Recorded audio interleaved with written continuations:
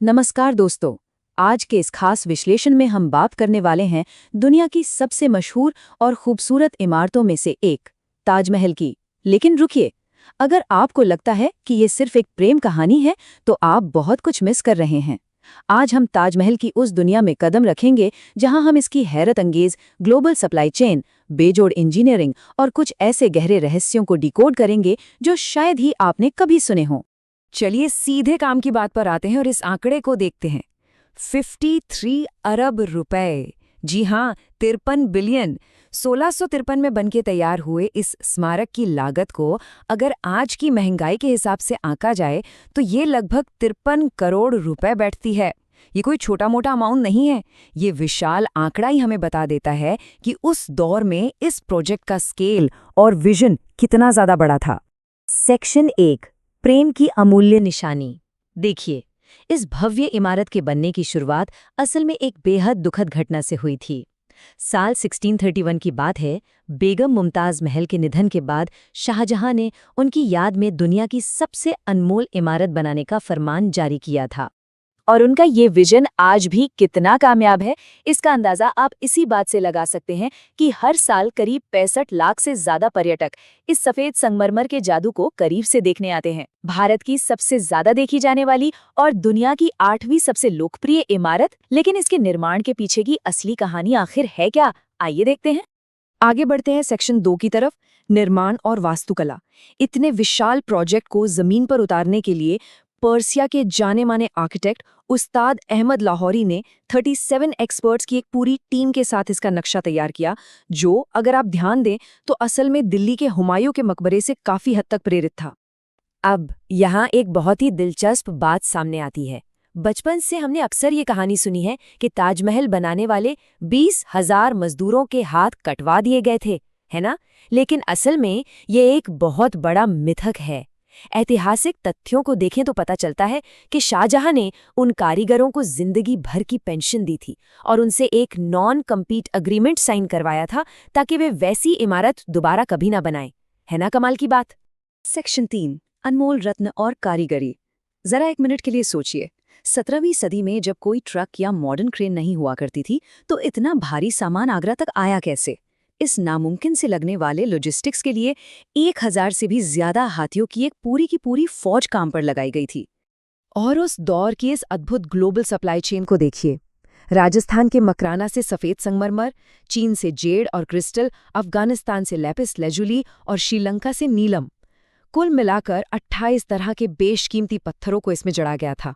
Italy से लेकर Uzbekistan तक दुनिया भर के बेस्ट कारीगर यहाँ एक साथ मिलकर काम कर रहे थे।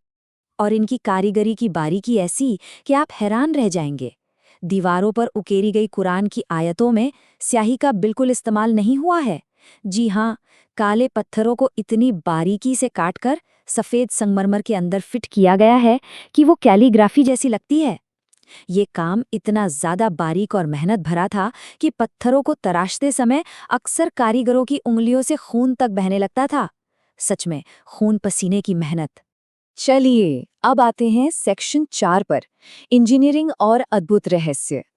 क्योंकि ताजमहल सिर्फ पत्थरों का एक खूबसूरत ढांचा नहीं है, बल्कि ये गणित और वास्तुकला का एक ऐसा मास्टरपीस है जो आज के इंजीनियर्स को भी हैरान कर देता है।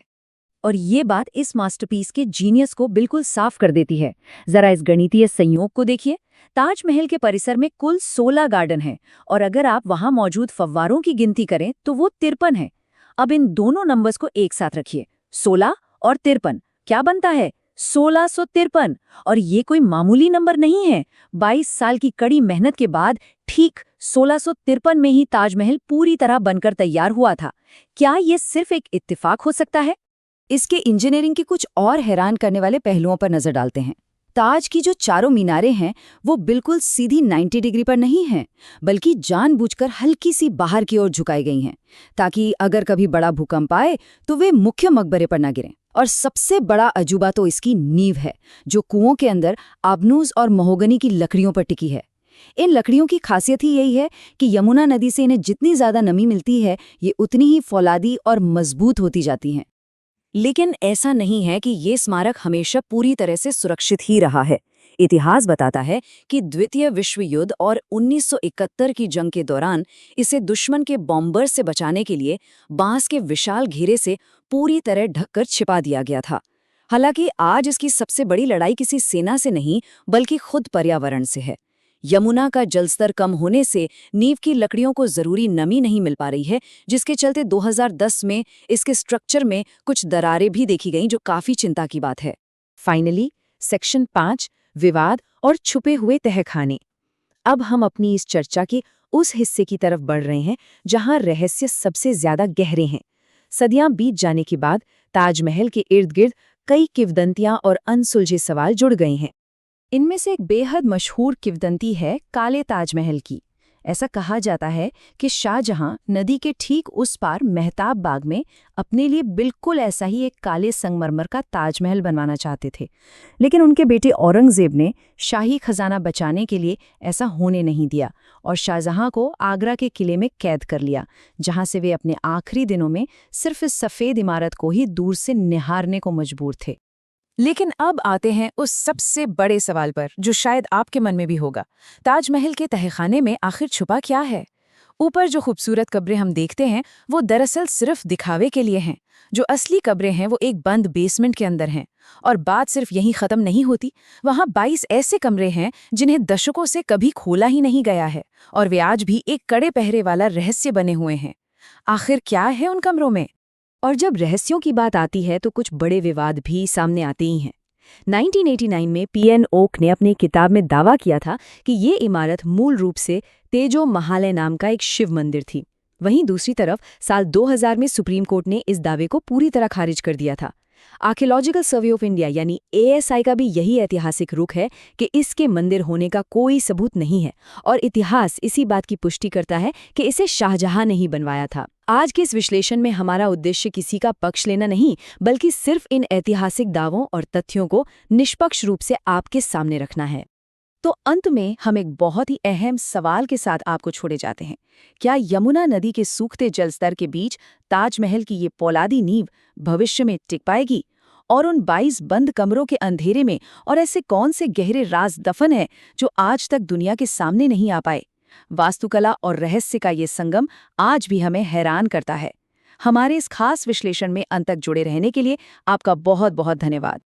तो दोस्तों, आपको ये वीडियो कैसी लगी कमेंट सेक्शन में ज़रूर बताना, और ऐसी ही और इंटरेस्टिंग वीडियो के लिए हमारे चैनल को ज़रूर सब्सक्राइब करें।